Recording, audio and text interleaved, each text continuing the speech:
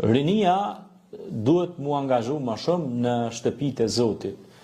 Imamet e xhamive, Allahu i nderoft, kolegë të nderuar, gjithë ata që janë, duhet më shumë të motivojnë të rit me konkurse, me forma të ndryshme edukative, të kuptojnë botëkuptimin e botën e rinisë.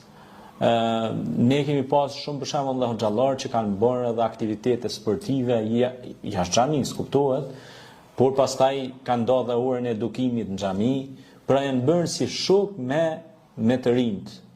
Apo kupton e ja? Dhe ja u kanë kuptuar botëkuptimin e tyre. Edhe pastaj shpesh herë kanë organizuar aktivitete të ndryshme të kvizeve, për shembull pyetje, përgjigje. Pastaj i kanë bërë disa forma shpërblimi për ata të ri për t'i motivuar në ato konkurse që kanë marrë pjesë. Unë për shembull kam qenë vetë kur kemi qenë në medrese, po edhe në studime, po edhe në xhami kemi pas disa aktivitete ku merrnim pjesë në garat e diturisë dhe pastaj vendi i parë, i dytë, i tretë i shpërblehej.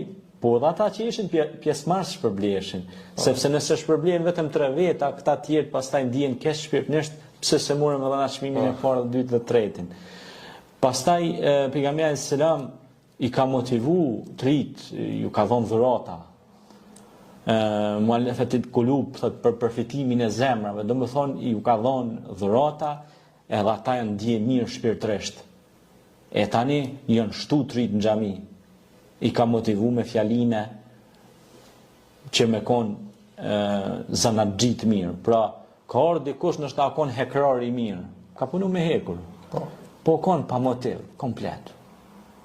Edhe kure ka afru, ka thonë, e din se Davudi, a.s. dhe Sulejmani ka punu me hekur, ata në konë të pasur, po dhe vetëm, jo vetëm të pasur materialisht, po dhe shpirtërisht, edhe Zoti ju ka dhonë të mira në këtë jetë. Pra, i ka motivu të rritë, dhe ju ka dhonë motiv atyne, e kur i ka motivu, sepse dikush mund t'i ketë këtë mirat e botës materiale.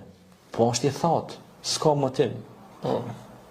Si thonë mi ashtru, lira, ai nuk i lën për shtypje. është i paknaqur.